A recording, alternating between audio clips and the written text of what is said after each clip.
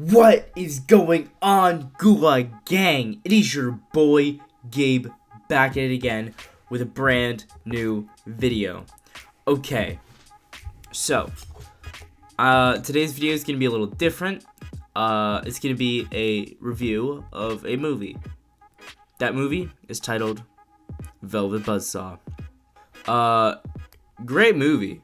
I loved it. Oh my gosh. Not only was it a good horror movie, it had great kills, tons of gore, which I loved. It also dealt with the world of art, which I also love, but it dealt with it in a different way. It dealt with it in the sense that, like, it was kind of making fun of it, you know, it was kind of a satire. But let's just jump into it. Alright, so you have a whole ton of characters in this movie.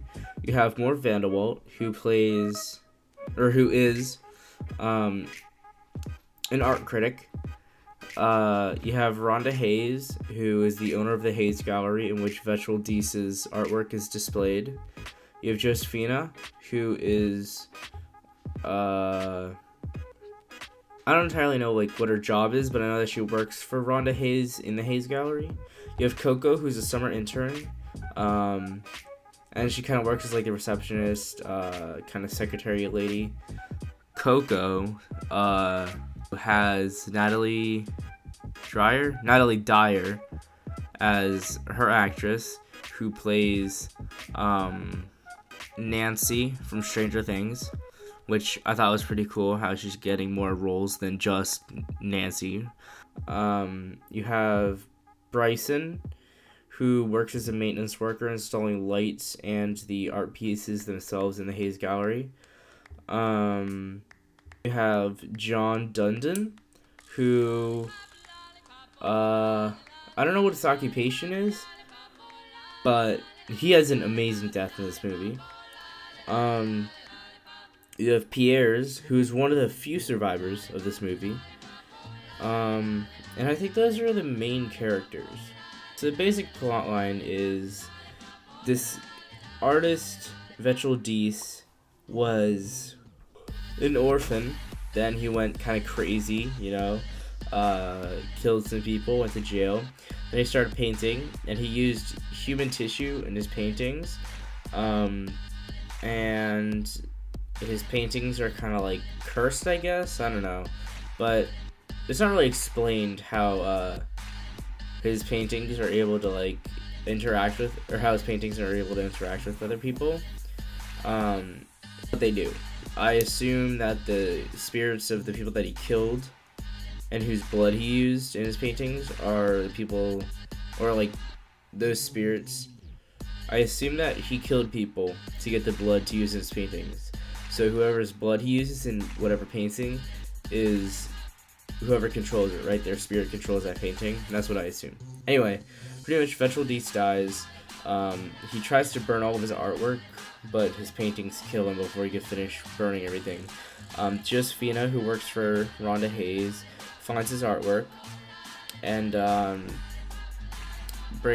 she wants to, you know, sell it as if she was like a agent, right? As if she was an agent for Deece.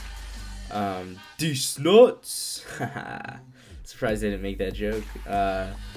Anyway, so she tries to sell it as if she was an agent, but that doesn't really work.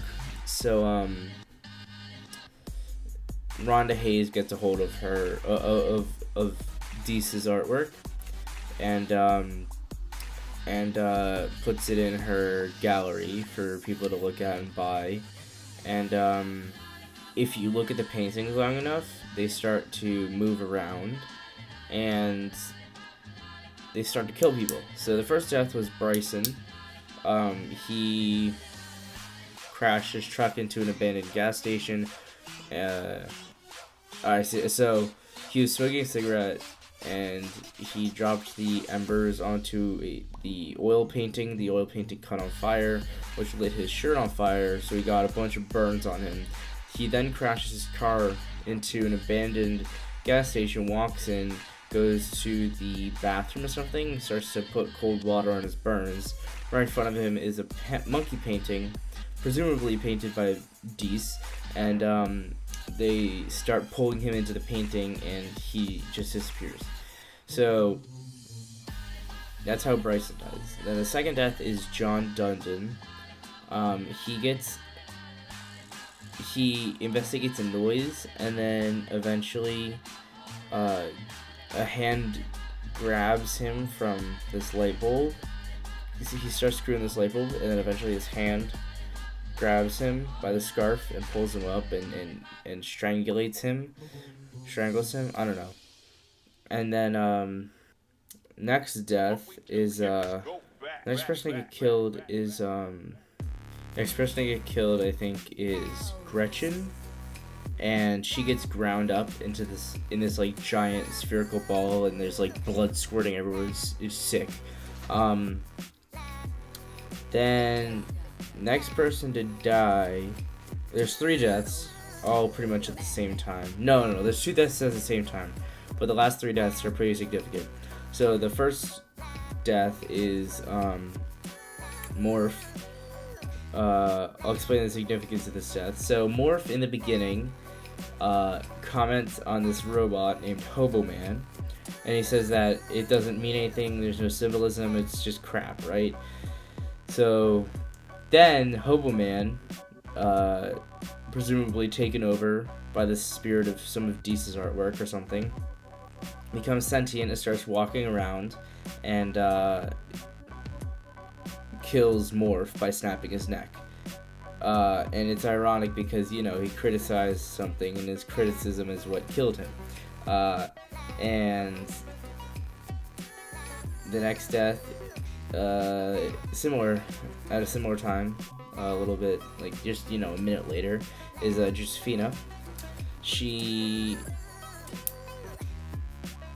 leaves this bar after trying to pick up a guy there, and he kind of like shuts her down.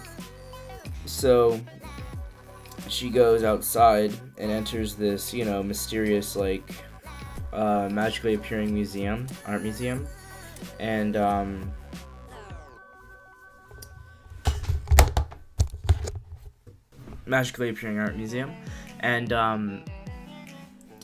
the paint starts leaking off the paintings and slowly, like enveloping her, and she then becomes graffiti art.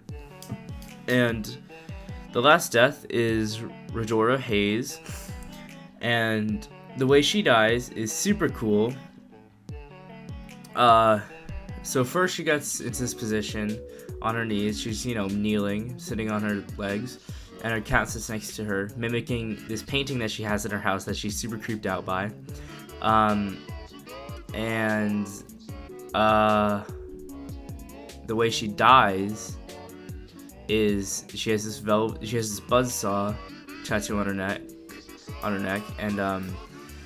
and it says Velvet Buzzsaw on it, and then it starts spinning, and then it just, pretty much drills a hole in the back of her neck, and she dies. It's like super crazy. A few things that I loved about this movie. 3 things mainly. First one, Natalie Dyer's character Coco. I love how she kind of represents the audience in a few ways. One way is she's there at every single death that happens. She's first on the scene for every single person that dies. Kind of like the audience usually is in most horror movies. The audience is usually the first to see these people die. And she also is like this innocent person, not knowing anything about what's going on, not piecing anything together. And it's kind of like what we are, like what us consumers are when we walk into a movie. We don't really know what to expect. We're just kind of like innocent bystanders. And then the third reason is she's kind of forgotten. She's kind of like a side character, almost an afterthought of the movie. Just like the viewers, like we're unimportant to the storyline.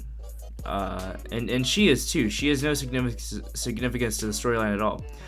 Because think about it, if you watch the movie, or if she wasn't there at the crime scene, or at the murder scenes, or the death scenes, it wouldn't really matter. Someone else would have been there first.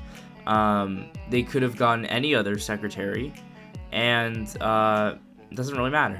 She's like pretty unimportant, just like us viewers are. Second thing I would love to mention is there's this amazing scene between John Malkovich's character and John Dundon, in which John Dundon goes to John Malkovich's studio to check out a painting, and there's this pile of garbage bags in the middle of the floor, and John Dundon crouches down and says,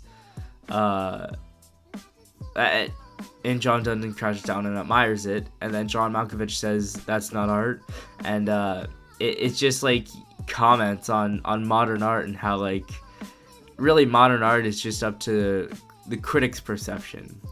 Like, just normal viewers, like people off the street, almost have no like valid like opinion of art, and that's pretty much all art is now. It's all opinionated. If a critic thinks that something's good, everyone else agrees with them just because they have the quote unquote authority to like criticize that piece of artwork. I would rate this movie 4.5 out of 5 stars. I definitely think that there are better horror movies out there, and I definitely think this is better than a lot of other horror movies out there. I would highly recommend this to anyone that likes horror movies and gore, as well as anyone that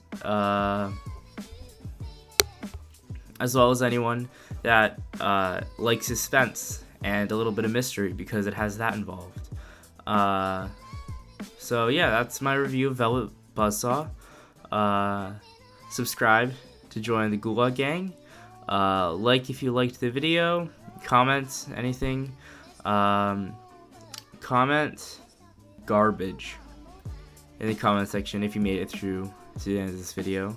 That's how I know how many people fully watched this. Thanks for watching, and